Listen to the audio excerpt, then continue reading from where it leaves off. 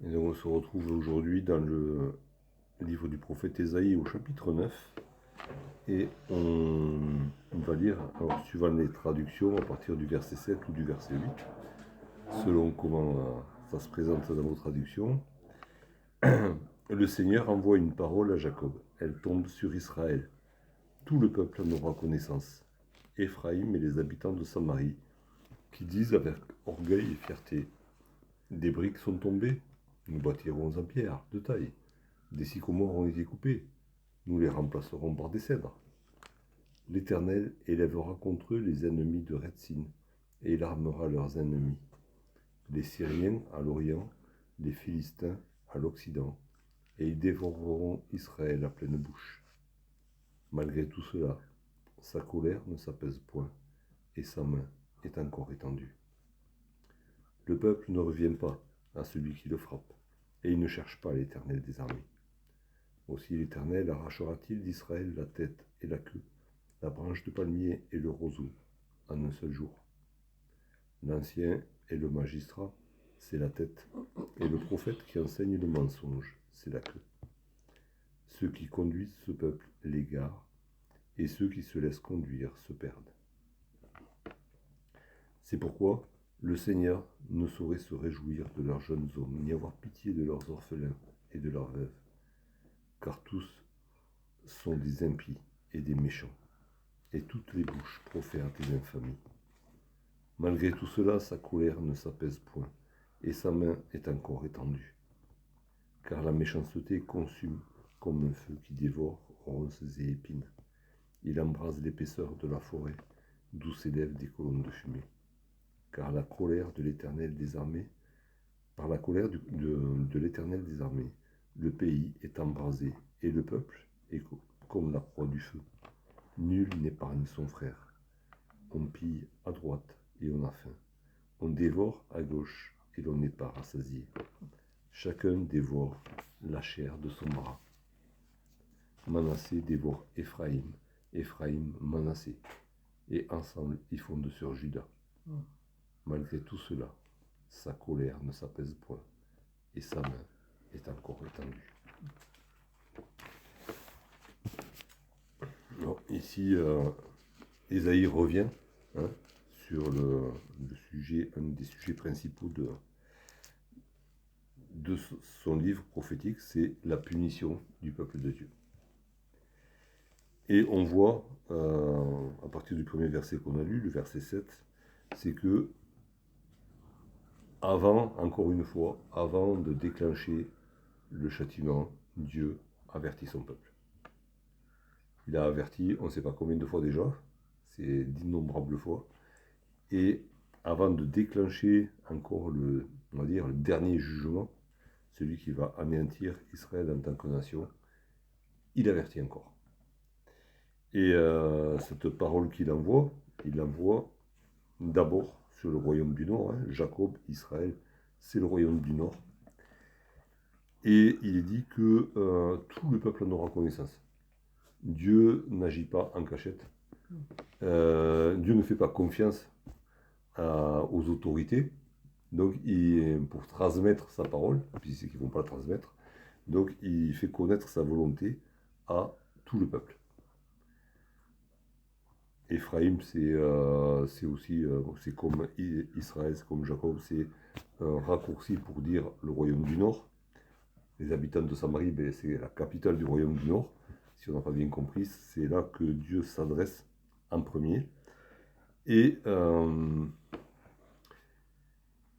Dieu donne encore une autre raison pour laquelle son châtiment va tomber, c'est que Éphraïm et les habitants de Samarie manifestent un orgueil démesuré. Ils ont vu des jugements de Dieu s'accomplir déjà.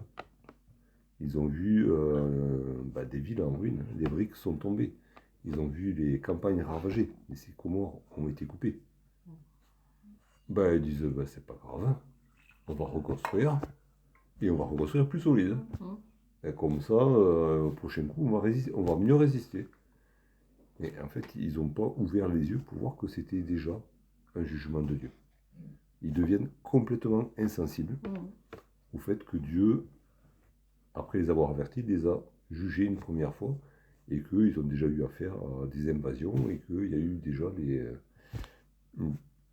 des territoires perdus, et des villes en ruine, et des récoltes perdues. Mais non, ils n'ouvrent pas les yeux, ils s'entêtent à vouloir aller, à lutter contre le jugement de Dieu. Et du coup, verset 10, l'Éternel élèvera contre eux les ennemis de Rétzin, et il armera leurs ennemis. Les ennemis de Rétzin, Rétzin c'était le roi de Syrie, qui avait été, on va dire, détrôné par les Assyriens. Mais du coup, Dieu va renforcer encore les Assyriens. Il va leur donner de nouveaux moyens, et même les Syriens eux-mêmes, ceux qui ont été soumis par les Assyriens, eux qui étaient les alliés d'Israël, mais ils vont se retourner contre eux. Et donc ils vont être attaqués de tous les côtés. Et voilà, vous n'avez pas voulu écouter, ben, ça va être encore pire que la première fois. Vous allez être attaqués de tous les côtés, et vous allez être dévorés. Là, c'est pas qu'ils vont grignoter un peu de terre, ils vont être dévorés à pleine bouche. Et le verset 11 se termine par ce refrain qu'on retrouve un peu plus loin et qu'on retrouvera encore au chapitre 10. Malgré tout cela, sa colère ne s'apaise point et sa main est encore étendue. Hein? Malgré le fait qu'il a déjà puni à plusieurs reprises, Dieu continuera. Dieu continuera, pourquoi? Mais parce qu'au verset 12, le peuple ne revient pas à celui qui le frappe. Et c'est bien au contraire, il se révolte encore plus. Et ça nous rappelle quand même ce qui est écrit dans l'Épître aux Hébreux. Il est dit que Dieu nous corrige parce qu'il nous considère comme ses enfants. Et du coup, ça nous renvoie à nous. Si on prend quelque chose qui ressemble à une correction de Dieu, ben, au lieu de nous entêter à vouloir réparer par nous-mêmes les dégâts, ben, arrêtons-nous et retournons vers le Seigneur. S'il nous corrige, c'est parce qu'il nous considère comme ses enfants. Tout à fait. Et parce que s'il ne nous considérait pas comme ses enfants, mais il nous laisserait tranquille. Vas-y, fais ta vie. Mais non, le Seigneur veut nous faire revenir dans la voie droite, il veut nous faire revenir à lui. Et ben, si on va dans le mur, et, ben, il veut nous arrêter avant qu'on soit dans le mur. Et il nous emmène. Et ben, comment est-ce qu'on réagit quand Dieu nous corrige? Eux, ben, voilà, déjà, ils ont déjà été corrigés. Ils disent, bon, on va renforcer ce qui est tombé. Et mais surtout, on ne va pas revenir vers l'Éternel. Surtout pas. On va trouver un autre moyen. Et du coup, ben, ça remonte. Il y a un coup de plus que Dieu annonce, qu'il avait déjà annoncé dans les autres chapitres. Il réitère, il dit, ben voilà, ben je vais leur enlever toutes les autorités. Tous ceux qui les conduisent et en qui ils se confient, ben je vais tout enlever. Que ce soit les autorités religieuses ou civiles, je vais leur enlever toute autorité. Et puis ça va être bien la panique. Parce que même si, quand les autorités sont mauvaises, encore il y a un peu d'ordre. Même avec les pires autorités, il y a encore des trucs qui marchent. Parce que ça intéresse l'autorité qui est de l'ordre. Mais quand il n'y a plus d'autorité, c'est l'anarchie.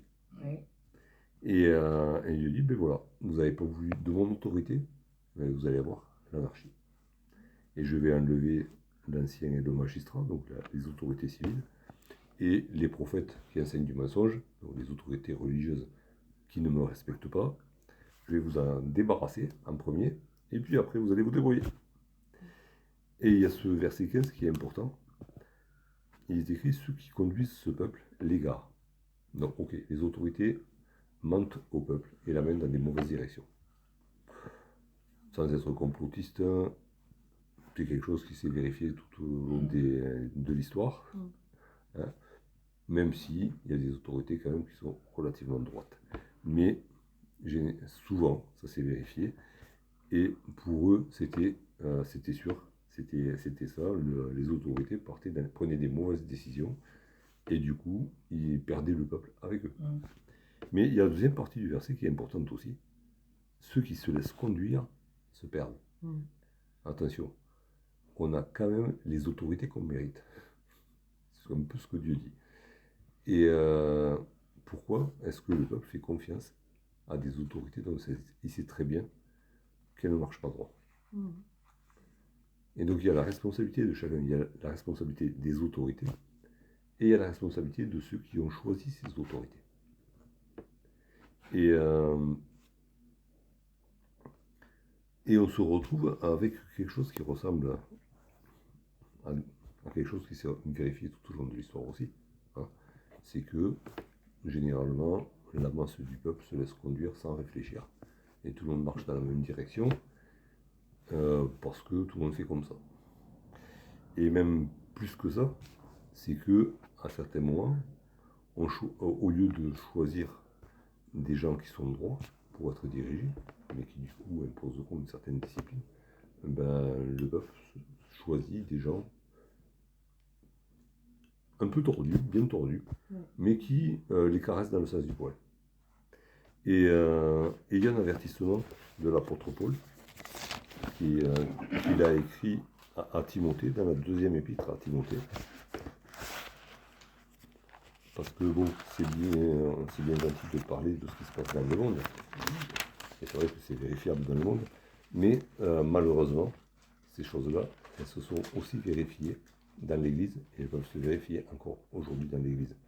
Et dans 2 Timothée au chapitre 4, on va lire les versets 3 et 4. Car il viendra un temps où les hommes ne supporteront pas la saine doctrine, mais ayant la démangeaison d'entendre des choses agréables, ils se donneront une foule de docteurs, selon leurs propres désirs, détourneront l'oreille de la vérité et se tourneront vers les fables. Donc c'est ce comportement du peuple qui se choisit des autorités qui le caressent dans le sens du poil, ça peut se trouver aussi dans l'Église. Et c'est là où Dieu interviendra. Dieu interviendra dans le monde aussi. Il intervient aujourd'hui déjà, et il interviendra de manière définitive aussi un jour. Mais Dieu interviendra d'abord dans l'Église s'il y a aussi ce genre de comportement. Des autorités dans l'Église qui égarent le peuple de Dieu, mais aussi le peuple de Dieu qui se cherche des autorités qui lui disent ce qui lui va bien et qui ne lui disent pas ce qui dérange, surtout pas. Et donc, examinons nous-mêmes quel genre d'autorité est-ce qu'on veut suivre dans le Seigneur. On ne parle pas de politique ce soir, mais est-ce que les autorités que nous suivons dans le Seigneur, est-ce qu'elles sont conformes à la vérité?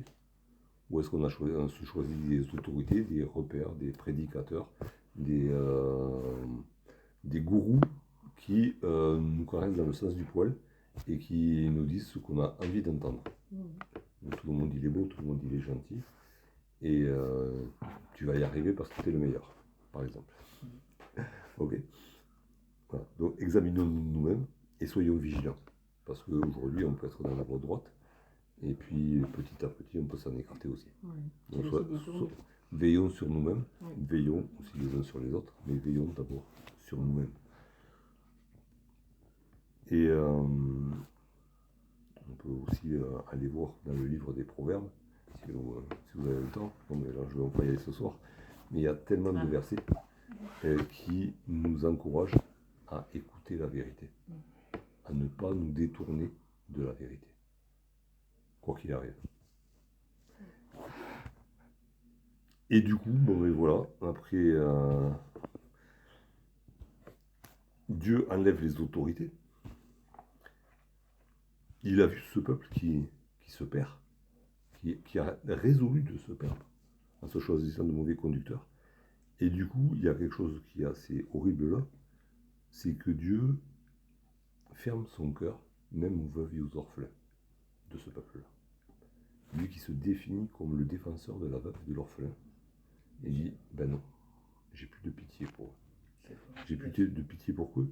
Pourquoi? Parce que quel que soit leur âge, quelle que soit leur place, leur rang dans le peuple, tous sont des impies et des méchants, et toute leur bouche profère des infames. Il n'y en a pas un pour rattraper les autres. Alors si, il y en a certainement Et Dieu prend soin, on l'avait vu auparavant, Dieu prend soin de ceux qui sont fidèles. Mais dans l'immense majorité, il n'y a pas d'âge pour faire le mal. Et Dieu dit, ben voilà, ben du coup, j'ai plus de pitié. C'est fort, hein, c'est verset 16. Mais à quel point est-ce que ça doit lui faire mal de dire une chose pareille? On croirait presque qu'il se renie lui-même.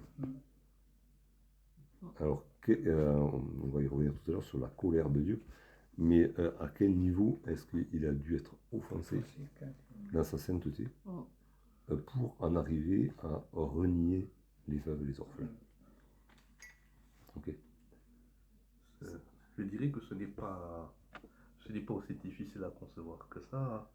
Quand on sait par exemple qu'il y a 200 000 avortements en France chaque année. Oui, mais d'accord. Mais oui, mais alors si tu veux, eux, ils ont rien, et Dieu ne les punit même pas, puisqu'ils sont déjà morts. Mais là, il s'agit de rescaper des massacres. Oui, donc ce que je voulais dire en fait, c'est que si cela arrivait en France, si on voit ça sous cet angle, ne serait pas parfaitement justifié, puisque 200 000 enfants innocents assassinés par an. Ça fait beaucoup. Il y a de quoi offenser le Créateur, en effet. Mais voilà, donc il est offensé à ce niveau-là. Merci pour l'illustration. Voilà, on va dire qu'il est offensé à ce stade-là. Et du coup, il ferme son cœur à tous. Il dit non, je renonce à les secourir. Et il y a encore ce refrain qui revient, malgré cela, sa colère ne s'apaise pas, sa main est encore étendue. La main étendue, c'est encore le signe du malheur, et c'est un signe de rassemblement des ennemis contre son peuple. Il rassemble ses ennemis, les ennemis du peuple, contre ce peuple-là qui le renie. Et il explique encore pourquoi. C'est que une fois privé des autorités, mais qu'est-ce qu'il faut? Ben, il s'entretue. Non, mais il s'entretue. C'est un feu, et c'est un feu qui s'est allumé et tout s'embrase. Et on le voit plus loin, hein. Nul n'épargne son frère. On pille à droite et on dévore à gauche. On n'est pas rassasié. Chacun dévore la chair de son bras. C'est un truc de fou. Ils s'auto-cannibalisent. Privés d'autorité et rejetant l'autorité de Dieu, ils s'auto-détruisent. Et c'est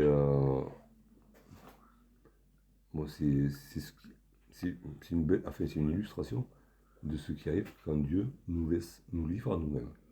Vous voulez pas de mon autorité? Ok, ben allez-y, faites ce que vous voulez. Et quand on fait ce qu'on veut, ben ça va de pire en pire. Et on en arrive ici, ils se dévorent entre eux. Et pour autant qu'ils se dévorent entre eux, ils ont toujours faim. Ils ne sont pas rassasiés.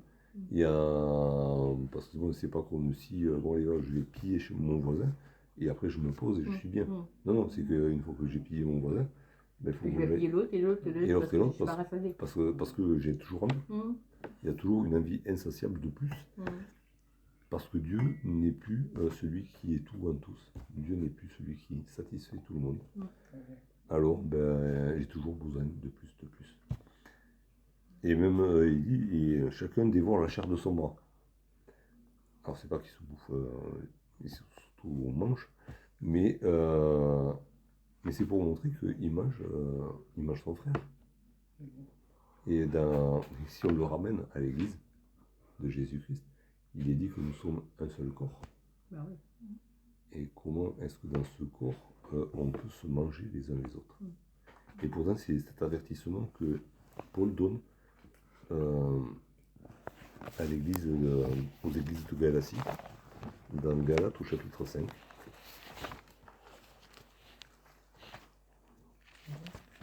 Galates.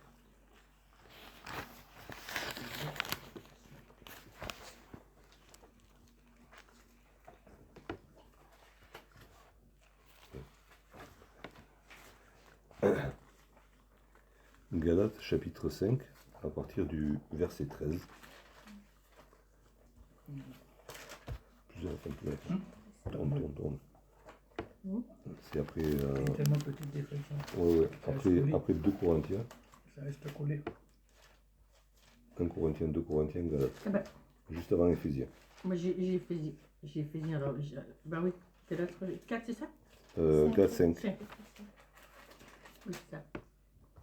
À partir du verset 13. Mm. Frères, vous avez été appelés à la liberté. Seulement ne faites pas de cette liberté un prétexte de vivre selon la chair.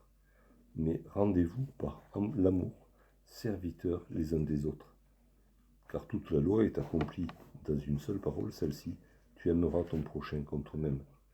Mais si vous vous mordez et si vous vous dévorez les uns les autres, prenez garde que vous ne soyez détruits les uns par les autres. Ce que Dieu annonce pour ce qui va arriver dans son peuple, qui s'est choisi de mauvaises autorités consciemment, hein, et à qui Dieu, du coup, enlève ses autorités pour les livrer à eux-mêmes, ils arrivent à se dévorer entre eux. C'est quelque chose qui peut arriver dans l'Église. Et à nous de nous examiner. Est-ce qu'à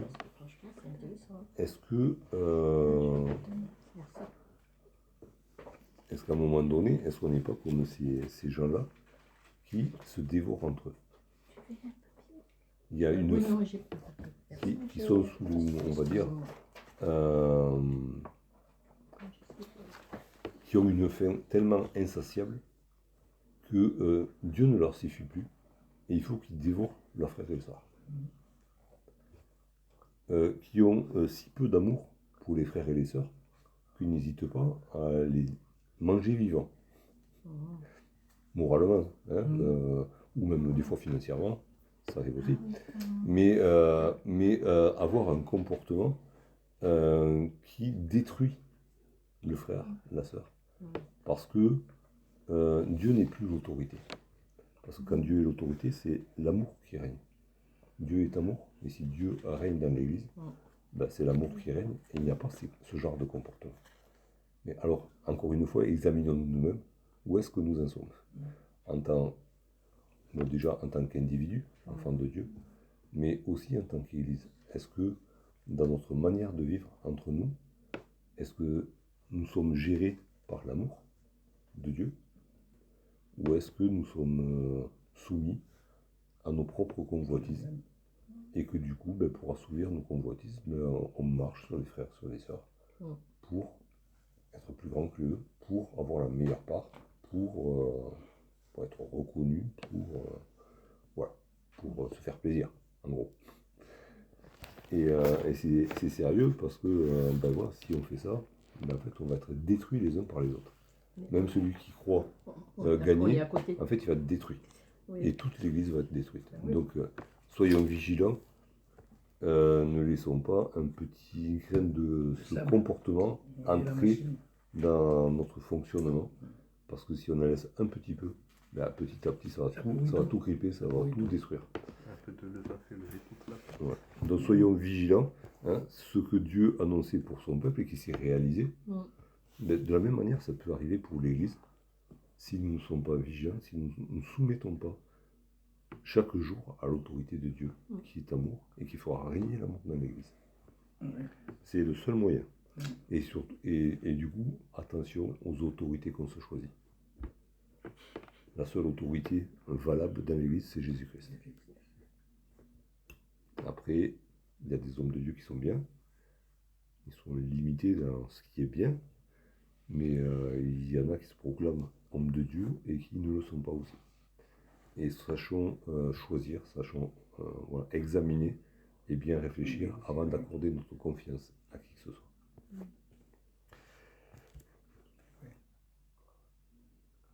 Et tout ça, c'est pas arrivé par hasard, c'est Dieu qui le permet. Hein.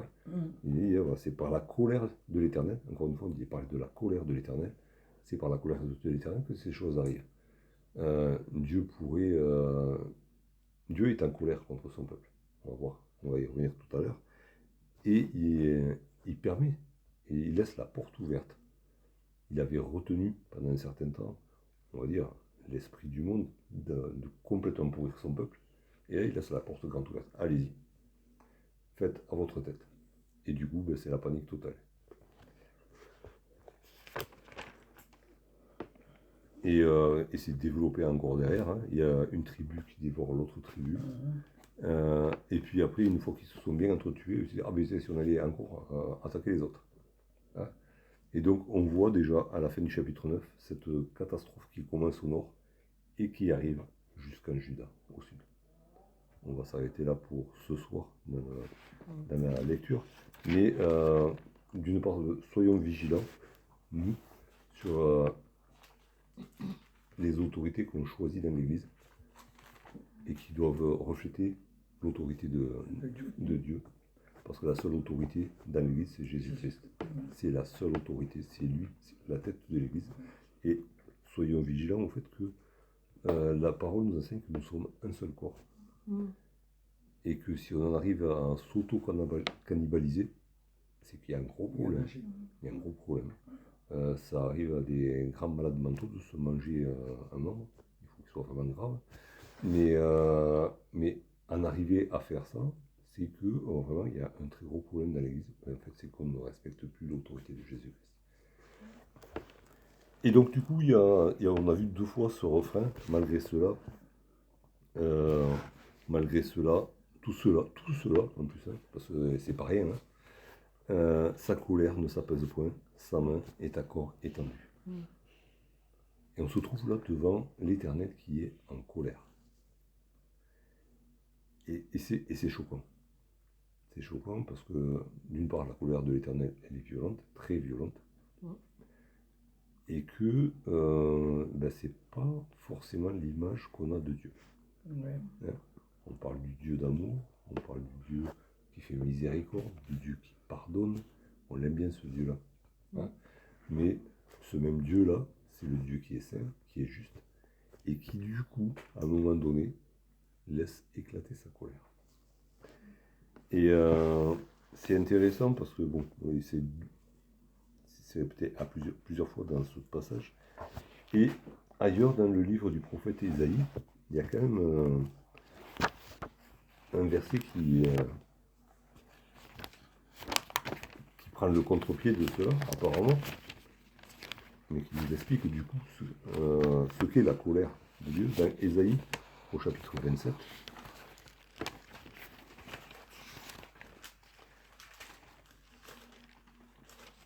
Et au verset 4.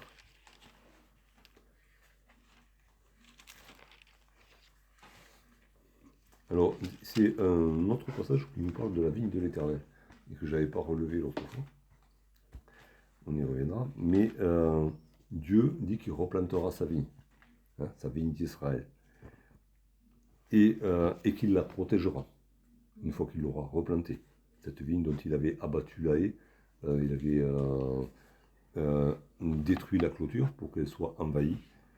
Il dit que maintenant, il va la garder, au verset 3. Et puis au verset 4, il dit, il n'y a point à moi de colère. Mais si je trouve à combattre des ronces et des épines, je marcherai contre elles et je les consumerai tout ensemble. Donc Dieu n'est pas, on va dire, le moteur de l'action de Dieu, ce n'est pas la colère. Mais par contre, s'il y a de l'opposition en face, s'il y a à la place de la vigne, il pousse des ronces et des épines, alors là, il ne va pas faire de quartier.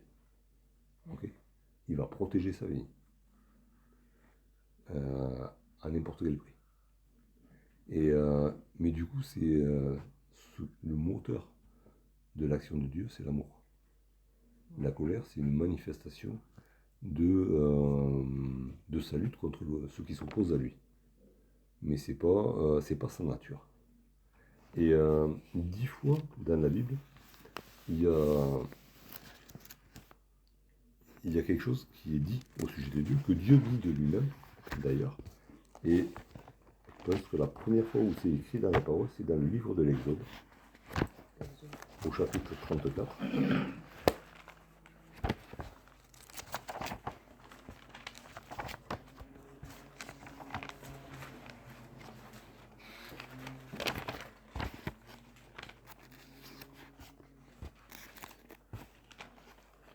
Exode 34, au verset 6. c'est Moïse qui a demandé à voir Dieu, n'est-ce pas? Et Dieu dit, ok, tu vas me voir de dos. Hein. Tu me verras un peu. Comme si Moïse n'avait jamais encore vu rien de Dieu. Mais bon, Moïse a voulu avoir une autre vision de Dieu. Et Dieu le lui a accordé.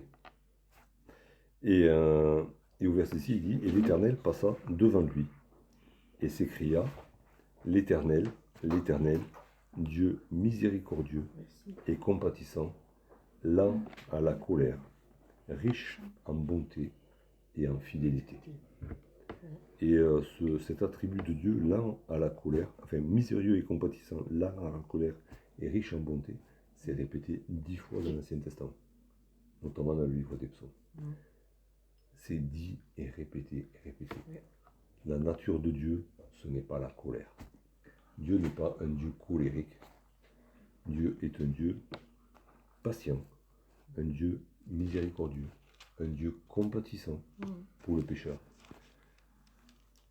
qui retarde sa colère, parce qu'il est ce qui le remplit, c'est la bonté et la fidélité. Et la colère de Dieu, elle se manifeste à un moment donné, parce que l'injustice est allée trop loin. L'offense envers Dieu 3 fois saint, elle est allée trop loin. Et à un moment, Dieu dit stop. Il arrête sa patience, il arrête sa miséricorde, sa compassion, et il laisse tomber le jugement. La colère de Dieu, c'est le juste jugement de Dieu contre le péché.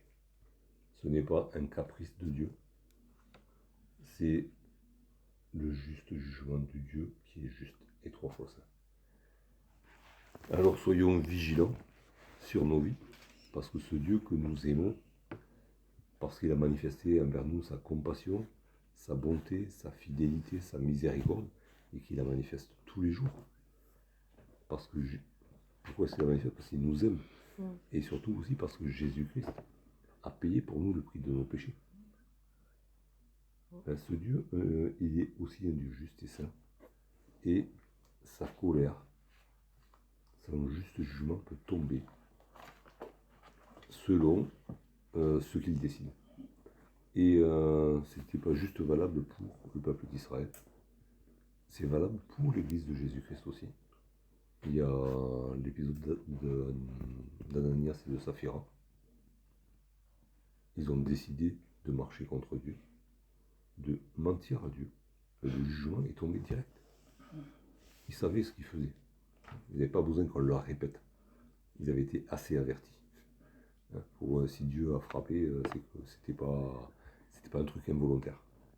Ils l'avaient décidé ensemble.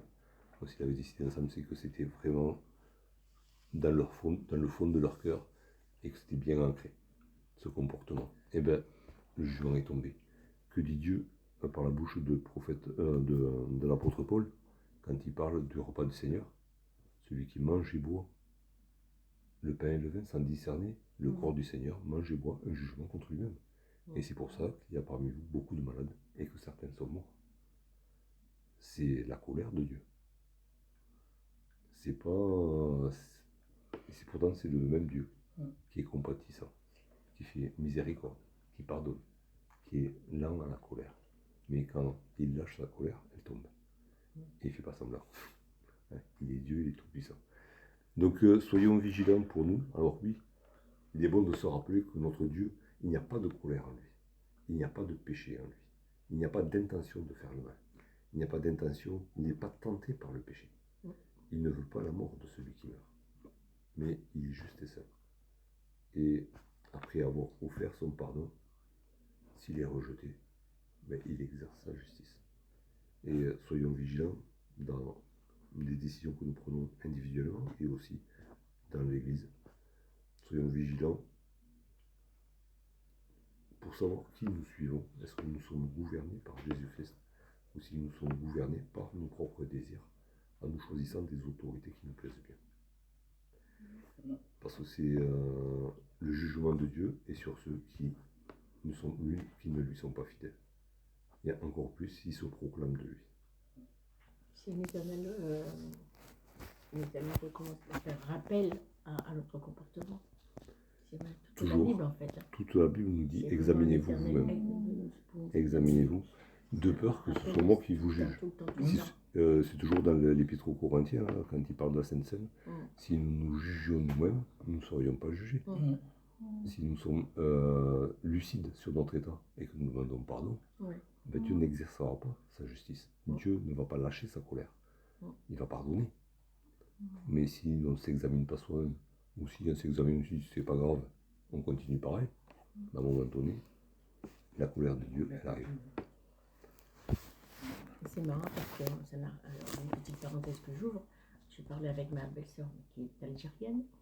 Et je lui dis, donc voilà, il y a des petits soucis, machin. Puis elle me dit, voilà, mais tu sais, il faut savoir se pardonner. Alors je lui dis, effectivement, Dieu nous a pardonné, donc a arraché nos péchés. Donc elle me dit, et c'est dans toutes les religions aussi. Hein. Alors, bon, elle parlait de, parce qu'elle est algérienne. Alors j'ai insisté en disant, oui, c'est vrai qu'on fait confiance au Seigneur. Et il me dit, donc elle insistait en disant, c'est dans toutes les religions. Voilà. Je ne vais pas la contrarier, mais je lui dis effectivement, c'est vrai que je dis, tu es comme moi, je dis, à partir du moment qu'on a la foi et que on fait confiance, on est croyant, on sait ce que c'est, on sait qui est Dieu. Mais c'est vrai que j'ai parlé à elle, quoi, mais je vais dire, j'allais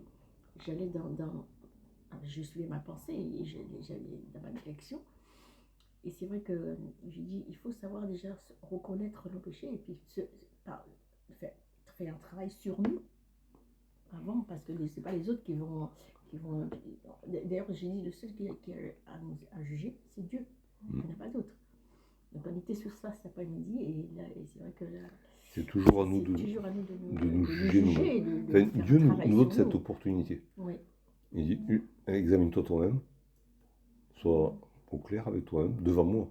Parce que le référentiel, c'est Dieu, c'est pas les hommes. Pas devant les hommes, hein. Voilà. Ça c'est rare. Et bien ensuite, agis en conséquence. Et la seule chose qu'on peut faire, c'est demander pardon à Dieu, reconnaître nos torts et lui demander pardon.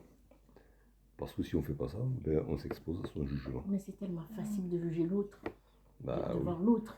Ben, oui. Parce que, voilà, Mais toute la Bible nous ramène à nous regarder nous. voilà. La Bible est un miroir. Voilà. La Bible, c'est pas une longue vue pour regarder l'autre. C'est pas un truc pour aller regarder chez le voisin, c'est pour regarder chez nous. Alors, examinons-nous nous-mêmes. Et non, et les autres, on leur offre le pardon de Dieu. Exactement. Mais on n'est pas appelé à les examiner. Non. On est appelé à leur offrir le pardon de Dieu. Une fois que nous, on l'a reçu et qu'on s'examine nous-mêmes. Voilà.